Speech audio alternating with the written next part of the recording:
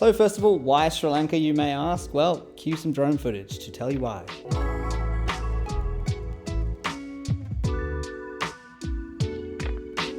So I wanted to do a video today on my recent experience traveling to Sri Lanka. I went for 2 weeks, and for this trip, I really wanted to explore a new country, a new culture, and I'd heard so many good things about this place. So I thought I'd create this video for somewhere like Sri Lanka, some useful tips that I found helpful and that saved me money along the way. So when did I go to Sri Lanka? Well, I went in April of this year. April turned out to be the hottest month to visit Sri Lanka in the year. I also booked a tour through One Life Adventures. So a big chunk of my trip and my expenses was just put onto this 12-day tour that One Life currently offers. I do recommend this tour. It was a really awesome time.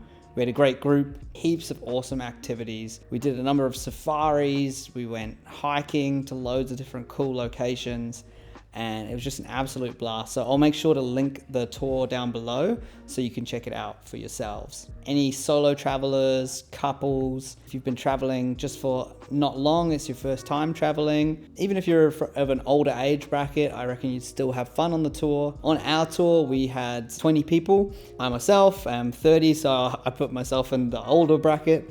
But we had a lot of like 18, 24-year-olds on the tour. Everyone was really great, and I found that the majority of people were from different countries around Europe, but there are a few Aussies and Kiwis in there as well. Our tour guide was absolutely amazing. He was a local guy, super experienced at his job, and he made the whole thing a breeze. So how did I get to Sri Lanka from Australia for under $1,000? The biggest one was the flights for me. I'm based in Melbourne, Australia. It was like 10, 11 hours direct from here.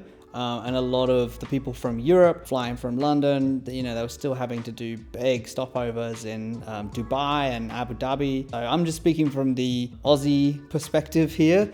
I was able to secure flights for under $1,000. It was a budget airline, so I went with Air Asia. You kind of get what you pay for there. So I generally travel with 2 backpacks. I was able to get away with it on the way there.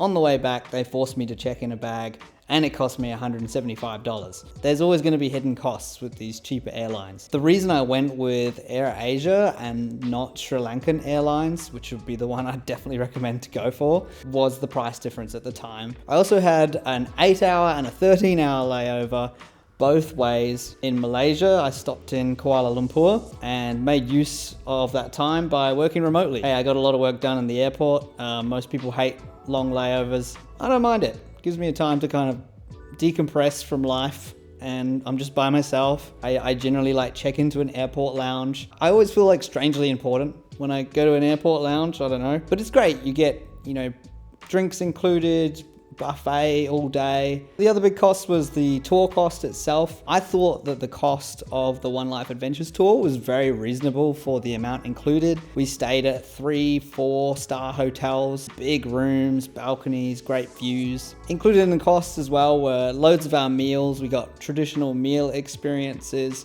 We had a chance to cook meals ourselves, some of the local food, and the food in Sri Lanka is like, some of the best food I've ever had. Like, it is delicious. Definitely recommend it if you're a foodie. Other fun things we did were safaris. There was optional whale watching, also surfing activities as well. I've tried surfing in Australia, New Zealand, Indonesia, and now Sri Lanka. Sri Lanka was definitely like the chillest place to surf. If you're just a beginner surfer, like the beaches down the south coast of the country, like I would say one of the best places in the world to learn to surf. It's amazing, and the beaches are the most beautiful you would have seen probably. I know it was for me.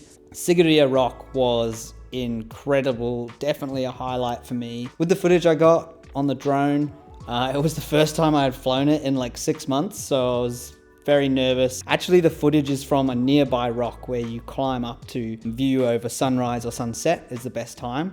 And then on the second day, we went to Sigiriya Rock itself. Can you solo travel it? Absolutely. Like, if I went back, I would definitely solo travel it. I just didn't have a lot of time to plan the trip, wanted everything done for me on my holiday, so I chose a tour. And then finally, I also spent $1,000 extra on expenses for the amount of things that I did in 2 weeks. $1,000, we're talking Australian here, not American, was really good. You can definitely get carried away, get out small amount of cash. I used the Wise card, was just transferring as I need it. So I would do like a couple $100 here, a couple hundred there. Speaking honestly, there's like a big markup on tourist activities. I'm okay with this most of the time because it's still cheaper than activities here in Australia to do. Certain activities are just like way overpriced and you can do it yourself on your free days. Look at every activity you want to do on a case by case. It's surf lessons or safaris or whale watching. Look at the cost, look at your budget, ask yourself, okay, is this worth booking this with a tour? Or could I get a bike, do this myself, get a tuk-tuk? There's plenty of ways to get around in Sri Lanka as well. I ride motorbikes, so I rented out a scooter for a day. I did tuk-tuks, which were only a couple dollars. And I also tried the local bus, which I would recommend during the day. It was very chill in the day. The night bus was a totally different experience. It was very scary. Basically, there's a lot more frequent buses in Sri Lanka during the day. The frequency goes down during the night, but there's still just as many people trying to get on the bus. And yeah, they just let as many people on as they can cram on. Extreme caution if you're going to get on a bike in Sri Lanka.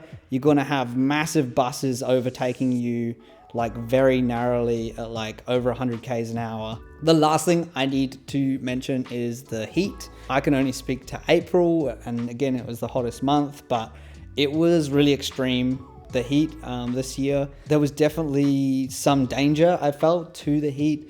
Of getting really, really dehydrated because you literally go outside and you're just covered in sweat some days. So we were talking 36 degrees plus Celsius and 80% plus humidity every day without fail. So I would advise, yeah, if you're doing like some of the hikes that we were doing were really tough to do during the day. Luckily, the coach we were on had great air conditioning, which was actually like so important on this trip. Like, I think Sri Lanka is probably the hottest country I've been to. Initially, I thought about motorbiking around the country myself. I'm so glad I didn't because I think I would have been paralyzed by the heat. Should Sri Lanka be your next travel, remote work, adventure destination? Yes. It can be all of those things. It was such an amazing trip. It was money well spent. And I think Sri Lanka is totally worth it. If you got any questions about Sri Lanka, feel free to leave a comment. I'll see you in the next one.